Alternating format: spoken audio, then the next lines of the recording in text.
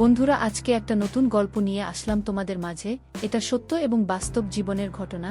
শেষ পর্যন্ত শোনার অনুরোধ রইল। শুনলে তোমার মধু চলে আসবে। দেরি না করে চলো শুরু করা যাক। আমার মায়ের রুম থেকে প্রতিদিন রাতে একটি অদ্ভুত শব্দ আসত।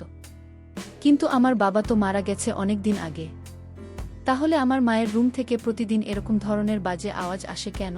প্রায় প্রতিদিনই এরকম ধরনের শব্দ শুনতে আমার খুব খারাপ লাগত। আর মনে মনে মাকে ঘৃণা করতে শুরু করলাম।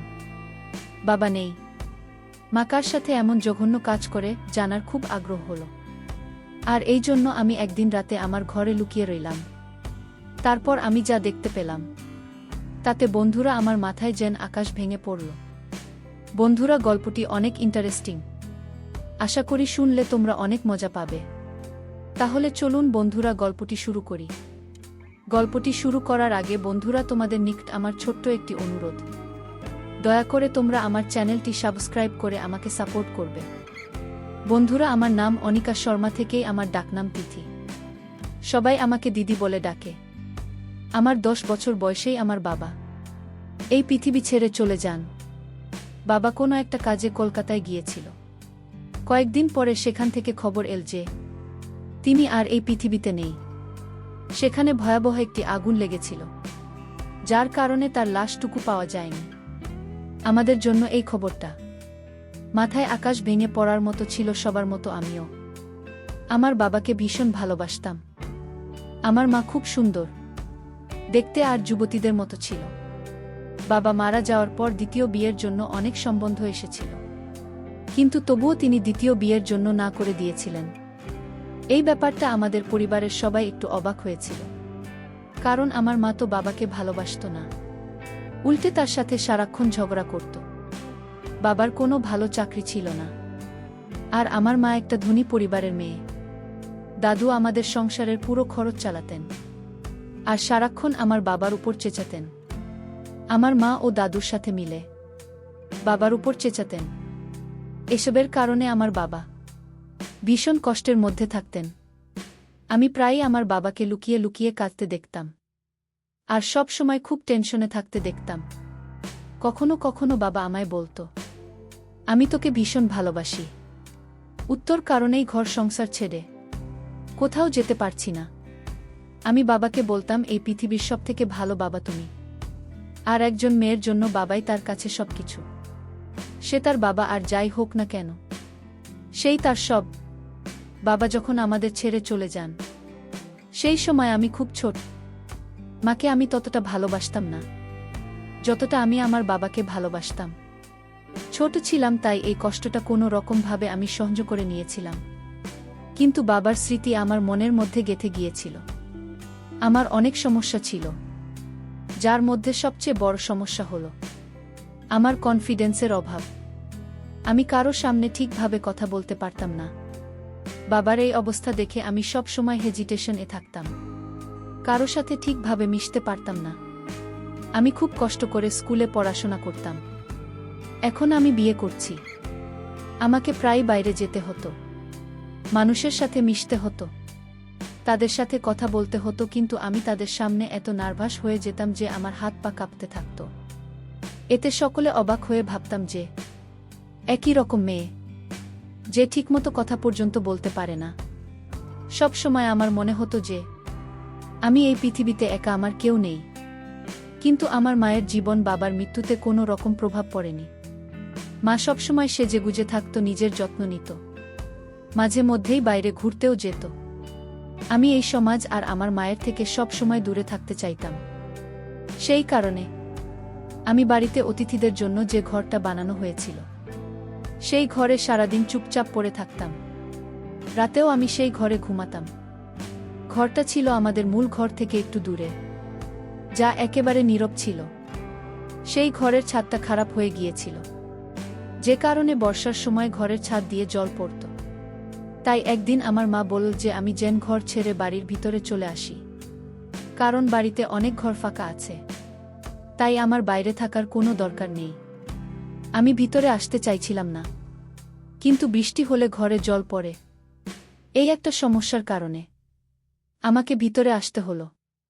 আমার ঘরের সামনে যে ঘরটা, সেটাতে আমার মা থাকত। আমার ঘর থেকে মায়ের ঘরের জানালা পরিষ্কারভাবে দেখা যায়। ছোটবেলায় আমিও বাবা মায়ের সাথে ঘরে থাকতাম, কিন্তু বাবা মারা যাওয়ার পরে এই ঘরে আসলে তার কথা মনে পড়ত।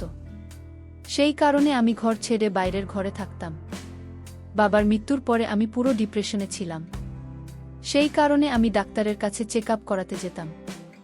ডক্টর আমাকে এটাই বলতো যে তুমি তোমার বাবার মৃত্যুতে হৃদয়ের গভীর আঘাত পেয়েছ, যা তোমার ভিতরে আতঙ্ক তৈরি করে এবং এর ফলে তোমার অবস্থা আরও খারাপ হয়ে যেতে পারে। এই কারণে তোমার শরীর খারাপ হচ্ছে, কিন্তু তোমাকে নিজের উপর নিয়ন্ত্রণ আনতে হবে, কেননা সে তো এই পৃথিবীতে নেই।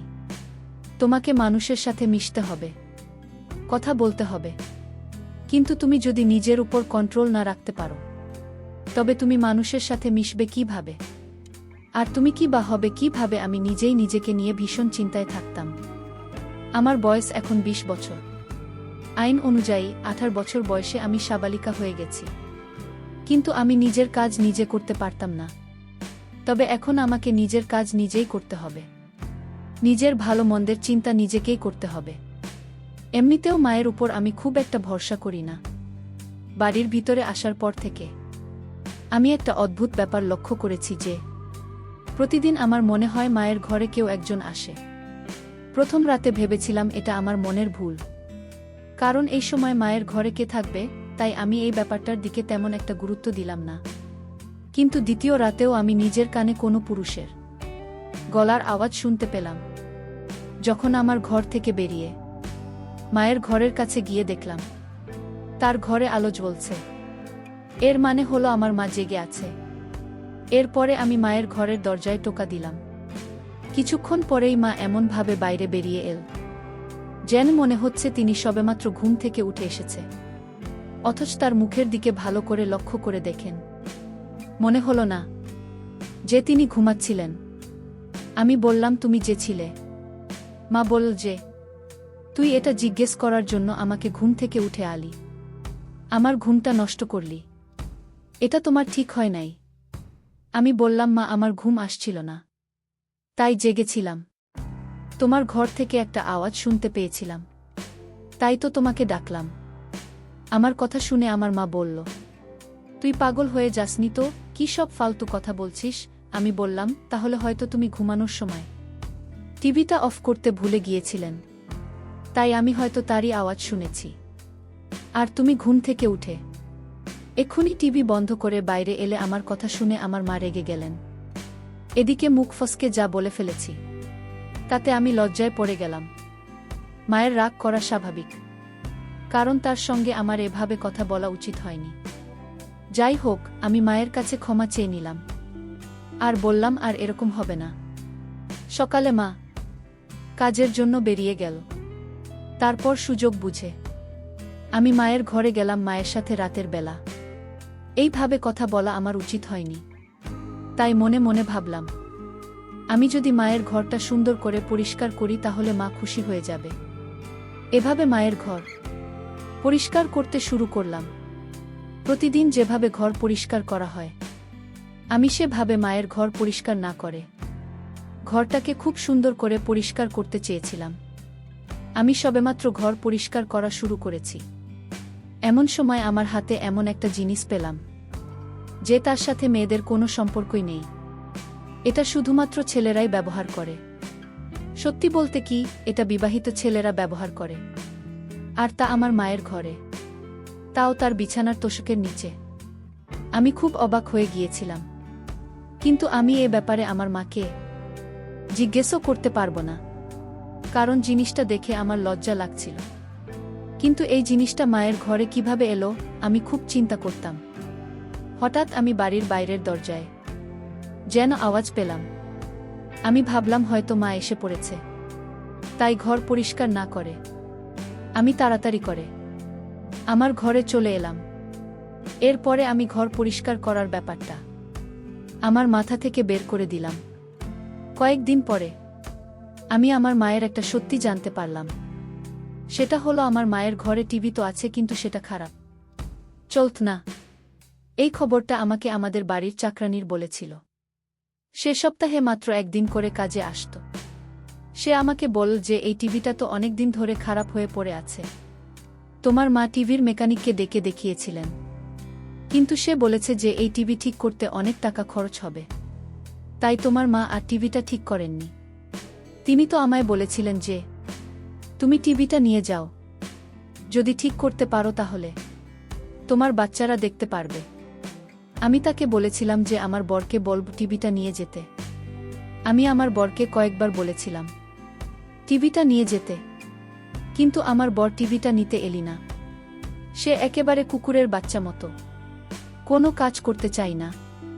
চাকরানি তো তার নিজের সংসারের সমস্যা নিয়ে বিভিন্ন কথা বলতে শুরু করে দিল, কিন্তু আমার ধ্যান অন্য জায়গায় পড়েছিল।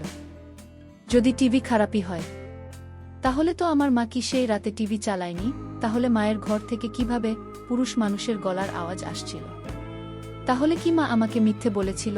আমি তো ছোটবেলা থেকেই বাড়িতে আছি, যদি অনেকগুলো বছর বাইরের ঘরে কাটিয়েছি, কিন্তু এ ব্যাপারে কিছুই টের পাইনি।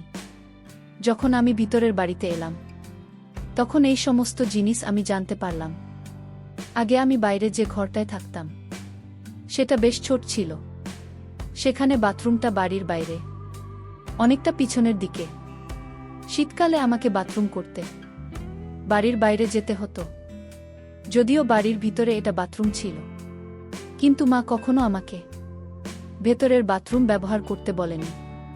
মা কখনো আমাকে বলেনি যে এই শীতের রাতে বাথরুমের জন্য তোর বাড়ির বাইরে যাওয়া ঠিক না, সর্দি কাশি লেগে যেতে পারে বা অন্য কিছু হয়ে যেতে পারে। যদিও আমি তার একমাত্র মেয়ে। এখন তো বাইরের ঘরটা ভেঙে পড়েছে, তাই বাধ্য হয়ে মা আমাকে ভিতরে ডেকেছে। এই বাড়িটা আমার দাদুর ছিল। বাড়িটা বহু পুরনো, যার একটা অংশ জানি না কিভাবে অন্য একজন কবজা করে নিজের নামে করে নিয়েছিল। বাকি অংশটা আমাদের ছিল। বাড়িটা অনেক বছরের পুরনো, ইংরেজ আমলের। নতুন কেউ বাড়িটা দেখলে হতবাক হয়ে তাকিয়ে থাকত আর বলতো, আমাদের একবার ভিতরে যেতে দাও, আমরা ঘরের ভিতরটা দেখতে চাই। কিন্তু আমি যেহেতু ছোটবেলা থেকেই বাড়িটা দেখছি, তাই আমার এই বাড়ির প্রতি খুব একটা মোহ নেই। আমার দাদু এই পৃথিবী থেকে অনেক আগেই চলে গিয়েছিল, কিন্তু তিনি ভালোই সম্পদ রেখে গিয়েছিলেন, যা দিয়ে আমাদের সংসারের খরচ খুব ভালোভাবে চলে যেত। মা বাড়িতে চাকরানি রেখেছিলেন। একদিন আমার মা আমাকে বলল যে তুই একটা অলস মেয়ে, সারাদিন শুয়ে বসে দিন পার করছিস, এখন এখানে এসে আমার চুলের রং লাগিয়ে দেয়। আমি মাঝে মাঝে অবাক হয়ে এটাই ভাবতাম যে এই বয়সে আমার মা সেজেগুজে কাকে দেখতে চায়। এত বছর ধরে বিধবা থাকার পরেও আমার মা সবসময় সেজে গুজে থাকতেন। তার এই বাহারি সাজ দেখে তাকে আমার একদম ভাল লাগত না। তিনি এমনভাবে সেজে থাকতেন যেন তিনি সদবা। একবার তো পুজোতে মাকে হাতের মেহেন্দিও করতে দেখেছি, কিন্তু কোনো বুধবার তো ইচ্ছাই করার কথা না এসব করার। আর যখন তার স্বামী বেঁচে নেই, তখন মেহেন্দি পরে তিনি কাকে দেখাবেন? আমার মা সেই সমস্ত কিছুই করতেন যা কিনা একজন সদবা মহিলা করেন। নিজের খুব যত্ন নিত। আর একবার যখন মায়ের চুল সাদা হতে লাগল, তখন তো তিনি চুলে কালারও করলেন, সাথে মেহেন্দি ও লাগালেন। ভালো গা রঙের শাড়ি পরতেন, নিজের হাত পায়ের নখে নেলপালিশ লাগাতেন।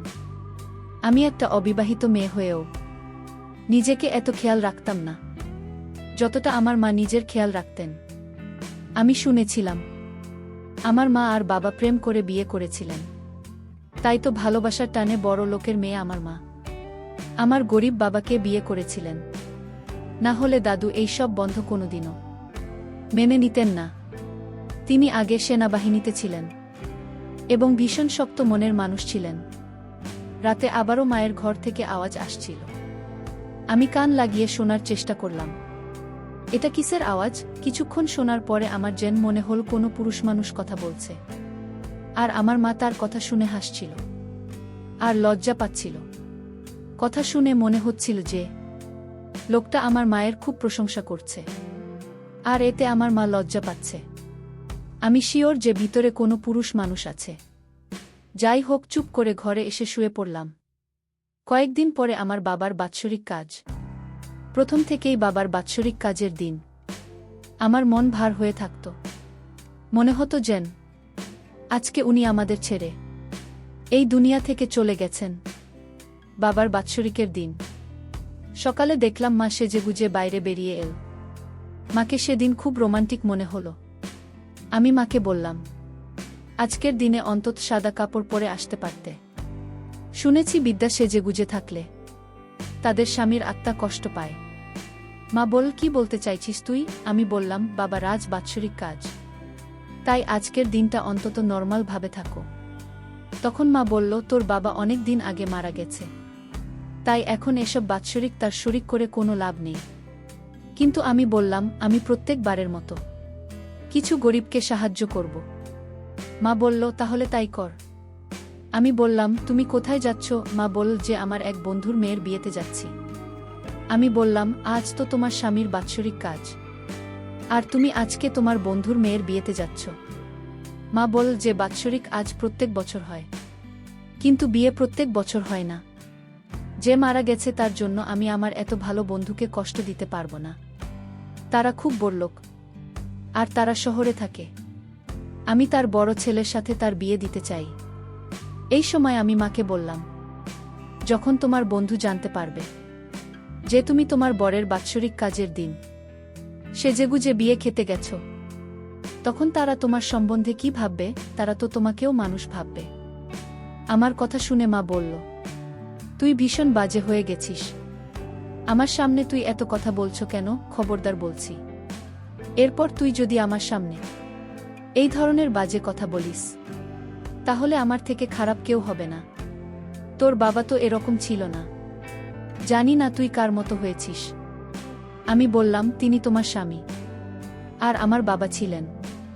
তার জন্য তো তোমার একটুখানি সময় বের করা উচিত। কিন্তু তুমি না তো আমার পরোয়া করো, না তো বাবার পরোয়া করো। কে থাকল আর কে গেল তাতে আমার কিছু যায় আসে না। এবার তো মা কোনো কথার জবাব না দিয়ে বাড়ি থেকে বেরিয়ে গেল। কিন্তু ওই রাতে আমি কিছু এমন দেখলাম যা দেখে আমার পায়ের তলা থেকে মাটি সরে গেল। রাত্রে আমার ঘুম আসছিল না বলে আমি জেগেছিলাম। এই দিনটিতে এমনিতেও আমার ঘুম আসতো না। আজকের দিনটা আমার জীবনের সবথেকে বাজে দিন। আমি যেন মায়ের ঘরের জানলা দিয়ে কোনো একটা লোকের ছায়া দেখতে পেলাম। আমি পুরোপুরি শিওর হয়ে গেলাম যে আমার মায়ের ঘরে কোনো লোক আছে। আমি তাড়াতাড়ি উঠে এক মুহূর্ত নষ্ট না করে তার ঘরের সামনে গিয়ে দরজায় টোকা মারতে লাগলাম। মোটামুটি 34 মিনিট পরে আমার মা দরজা খুল। আমি শিওর ছিলাম এই ঘরে যে ছিল সে বাইরে বেরোতে পারেনি, ঘরেই আছে। আমি তাড়াতাড়ি করে ঘরের ভিতরে গেলাম, কিন্তু ভেতরে গিয়ে যা দেখলাম তাতে আমার পায়ের তলা থেকে যেন মাটি সরে যাচ্ছিল, কারণ ঘরের ভিতরে কেউ নেই। আমি ঘরের চারিদিকে দেখলাম, কিন্তু কেউ সেখানে নেই। তাহলে যে লোকটাকে আমি ঘরের ভিতরে দেখলাম সে গেল কোথায়? তাই কথা ঘোরানোর জন্য আমার মাকে বললাম, বাথরুমে যেতে হবে, কিন্তু বাইরের নল দিয়ে জল পড়ছে না, তাই তোমার বাথরুমে যাওয়ার জন্য এসেছি। এরপরে আমি বাথরুমে ঢুকে সেখানেও কাউকে দেখতে পেলাম না। আমি অবাক হয়ে ভাবছি, লোকটার ছায়া দেখলাম আর আওয়াজ শুনলাম, অথচ ঘরের মধ্যে সে কোথাও নেই, যেন হাওয়ায় মিলিয়ে গেছে। কিন্তু আমি এ ব্যাপারে আমার মায়ের সাথে কোনো কথা বললাম না, কারণ আমার কাছে কোনো প্রমাণ নেই। আমি এমনি এমনি বলছিলাম যে আমার বাথরুমের কল খারাপ হয়ে গেছে, তাই আমি এখানে এসেছি। কিছুক্ষণ পরে বাথরুম থেকে বেরিয়ে আমি আবার আমার ঘরে ফিরে এলাম। কিছুক্ষণ পরে আবারও আমার মায়ের ঘর থেকে হালকা হালকা আওয়াজ আসতে লাগল। আমি মনে মনে ভাবছি, হয়তো আমার মা পাগল হয়ে গিয়েছে, অথবা আমার মায়ের ঘরে কেউ না কেউ তো নিশ্চয়ই আছে যার সাথে আমার মা কথা বলছে। কোনো একটা ব্যাপার তো নিশ্চয়ই আছে, আর তা না হলে ওই ঘরের মধ্যে কোনো ভূতপ্রেত আছে যে আমাকে দেখলে অদৃশ্য হয়ে যায়। কেননা কোনো মানুষের পক্ষে এত তাড়াতাড়ি ঘর থেকে বেরিয়ে যাওয়া সম্ভব না। আর বেরোবেই বা কোথা দিয়ে? ঘরের দরজা দিয়ে যেতে পারবে না, কারণ আমি দরজা দিয়ে ঢুকেছি। আর জানলা দিয়েও যেতে পারবে না, কারণ জানলা ছিল খুবই ছোট। এসব চিন্তা করতে করতে আমার মাথায় প্রচুর যন্ত্রণা হতে শুরু করল, আর আমি এসব কথা কাউকে বলতে পারছিলাম না। এতদিন আমি চিন্তায় ছিলাম এটা ভেবে যে কেন আমার মা এতদিন বিয়ে করেননি, আর বিয়ে না করেও তিনি সবসময় এত খুশি থাকেন। কি করে আমি এতদিন ভাবতাম আমার মা বুঝি এখনও বাবাকে খুব ভালোবাসেন, সেজন্য আমার মা অন্য কোনো পুরুষকে বিয়ে করেনি। কিন্তু এখন তো বুঝতে পারছি যে নিশ্চয়ই আমার মায়ের অন্য কোনো ব্যাপার আছে, তার জীবনেও হয়তো কেউ আছে, আর সে হয়তো আমার মায়ের সাথে খুব বাজে কাজ করে। না হলে সে রাতের বেলা ঘরের মধ্যে কি করে? আমার প্রমাণ দরকার। কেননা আমি আমার মাকে বোঝাতে চাই যে আমি এখন আর বাচ্চা নই, আমি সমস্ত কিছু বুঝতে পারি। আর যার বিবাহযোগ্য মেয়ে আছে তার এসব মানায় না। যদি এমনটা সত্যি হয় তাহলে আমি আর এখানে থাকতাম না, এখান থেকে অন্য কোথাও চলে যেতাম। কেননা আমি এভাবে এখানে থাকতে পারবো না। এসব চিন্তাতেই রাতে আমার ঘুম আসতো না। মায়ের ঘরের রহস্য জানার জন্য আমাকে একটা প্ল্যান বানাতে হবে। আমি মায়ের ঘরে যেতে পারতাম না, তাই আমাকে বুদ্ধি খাটিয়ে এমন একটা প্ল্যান বানাতে হবে যাতে ভুলের কোনো সম্ভাবনা না থাকে। শেষ পর্যন্ত আমার মাথায় এমন একটা প্ল্যান এসে গেল যে তাতে ভুল হওয়ার কোনো সম্ভাবনা নেই। কিন্তু যদি আমি ধরা পড়ে যাই, আর আমি যেটা ভাবছি সেটা যদি না হয়, তবে আমি আমার মায়ের চোখে চিরদিনের জন্য ছোট হয়ে যাব। কিন্তু অন্ততপক্ষে আমি সত্যিটা তো জানতে পারব। আর এমনিতে আমি শিওর ছিলাম যে মায়ের চোখে আমি ছোট হব না, বরং তিনি আমার চোখে চিরদিনের জন্য ছোট হয়ে যাবেন।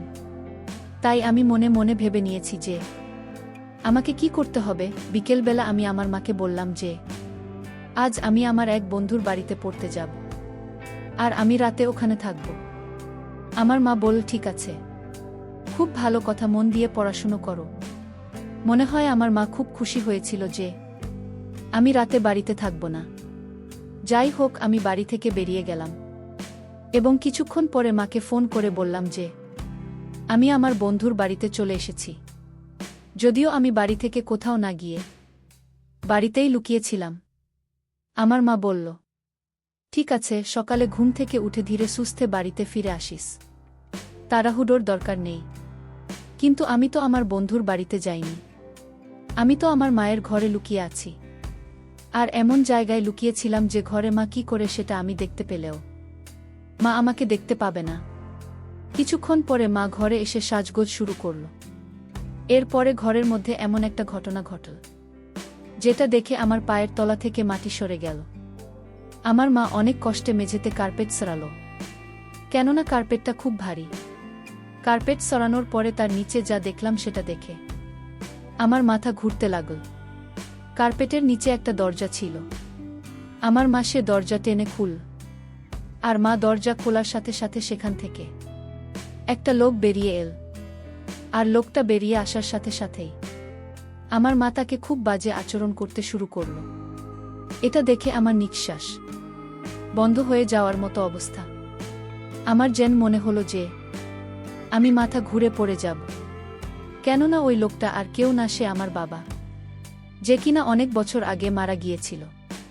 তাহলে আমার বাবা এখনো জীবিত কিভাবে? আমি বাবাকে দেখে হতভম্ব হয়ে বাইরে বেরিয়ে এলাম।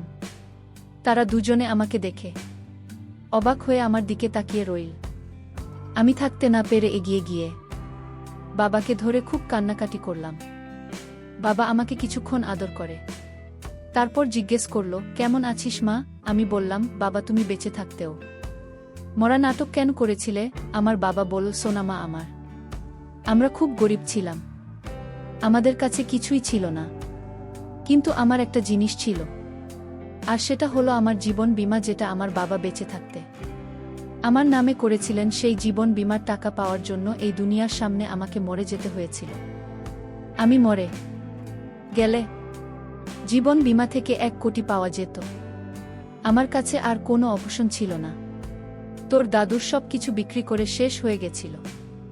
আমরা অনেক অভাবে পড়ে গেছিলাম মা, আমাদের কাছে আর কিছুই ছিল না। তাই তোদের ভালোভাবে রাখার জন্য আমাকে এই নাটকটা করতে হয়। এরপর সকলের সাথে সাথে জীবন বীমা লোকেরাও বিশ্বাস করেছিল যে আমি মরে গিয়েছি, তাই তারা তোমাকে 1 কোটি দিয়ে দেয়। আর আমরা কোনো কাজ না করে সুখের সাথে জীবন উপভোগ করতে থাকলাম। আমি তোর মায়ের কাছে থাকতাম সব সময়, আমাকে কোনো কাজও করতে হয় না। সুমাথি, এই যে দেখ, মাটির নিচে আমার ঘর আছে, টিভি আছে, আমি আনন্দের সঙ্গে জীবন অতিবাহিত করছি। এই একটা বুদ্ধি খাটিয়ে এত টাকা পেলাম, যা আমি সারা জীবন কাজ করে ইনকাম করতে পারতাম না। আমি আমার বাবার দিকে অবাক হয়ে তাকিয়ে রইলাম আর বললাম, বাবা, তোমার মৃত্যুতে আমি এতটা দুঃখ পেয়েছিলাম যে আমার জীবনটা শেষ হয়ে গেছে। এখন আমি একটা রোগীতে পরিণত হয়েছি। তোমার চিন্তায় আমি প্রায় শেষ হয়ে গেছি। আর তুমি এই ভেবে খুশি থেকেছ যে তুমি খুব বড় দান মেরেছ। কিন্তু তুমি তো এই দুনিয়াতে সবথেকে বড় বোকামি করেছ। আমার বাবা আমাকে বলতে লাগল যে উত্তর ভবিষ্যতের কথা ভেবে আমি এসব করেছি। উত্তর পড়াশোনার সাথে সাথে তোর যাবতীয় খরচ 2 সময় মতোই পেয়েছিস। কোনো দিন কোনো কিছুর অভাব তোকে হতে দিইনি। যদি আমি এসব না করতাম তাহলে আমাদের খেয়ে পরে বেঁচে থাকাই কষ্টকর হতো। আমি আমার বাবাকে অবাক করে দিয়ে বললাম যে, বাবা, তুমি আমার জীবনটা নষ্ট করে দিয়েছ। আমার জীবনে অর্থের দরকার ছিল না, আমার দরকার ছিল বাবা, তোমার আদর, তোমার স্নেহ, তোমার ভালোবাসা, তোমার মায়া মমতা। অর্থের মূল্য দিয়ে বাবা তুমি তা বিচার করতে পারবে না। বাবা, তুমি কি আমাকে ফিরিয়ে দিতে পারবে? বাবা, অর্থের মূল্য দিয়ে তুমি কি আমাকে অতীতে যে যন্ত্রণা দিয়েছ সে যন্ত্রণা ফিরিয়ে দিতে পারবে? কখনো পারবে না। তোমার এটা কখনো উচিত হয়নি বাবা। অর্থের মূল্য দিয়ে তুমি আমার জীবনের সুখের মূল্য বিবেচনা করেছ, যার জন্য আমার মাথা এবং মনের অবস্থা পুরোটাই শেষ। না মরেও পৃথিবীতে মরে থাকার মতোই বেঁচে আছি। যায় হোক বাবা, অর্থ দিয়ে তুমি সুখে থেকো, ভালো থেকো। তোমার কাছ থেকে আমি আর কোনো সুখ স্বাচ্ছন্দ্য চাইব না। বন্ধুরা, পরিশেষে আমি বলবো, আমাদের জীবনেও মাঝে মধ্যে এরকম ধরনের কিছু ঘটনা আসে যা কেউ কখনো কল্পনাও করতে পারে না। অনেক সময় অর্থের জন্য মানুষ জীবনের রূপ পাল্টিয়ে দেওয়া, পরিবার, আপনজন সবার কাছ থেকে বিসর্জন দিয়ে জীবনকে ভিন্ন উপায় নিয়ে যায়। তখন সে পরিবার পরিজনের চাইতে নিজের স্বার্থ থাকে বেশি প্রিয় মনে করে। কিন্তু এটা মোটেও উচিত না। আমাদের প্রত্যেকটি কাজ করার পূর্বে আমাদেরকে সবকিছু বিবেচনা করে ভাবা উচিত। বিশেষ করে পরিবার পরিজনদের কথা মাথায় রেখে প্রত্যেকটি কাজ, অর্থাৎ দুর্বিষহ কাজগুলো বিবেচনা করে করা উচিত। বন্ধুরা, আজকে এই পর্যন্তই। আমি লামিয়া আবারও আসব তোমাদের মধ্যে নতুন কোনো ভিডিও নিয়ে। ভিডিওটি যদি তোমাদের ভালো লাগে তাহলে একটি লাইক দাও। প্রতিদিন আমি তোমাদেরকে একটা করে নতুন গল্প উপহার দিব, তাই তোমাদেরকে অনুরোধ করে বলছি, তোমরা যদি এরকম ধরনের ইন্টারেস্টিং গল্প পেতে চাও তাহলে দয়া করে আমার চ্যানেলটি সাবস্ক্রাইব করো। পরিশেষে তোমাদের সকলের সুস্বাস্থ্য কামনা করি। ভিডিওটি দেখার জন্য তোমাদের সকলকে অসংখ্য ধন্যবাদ।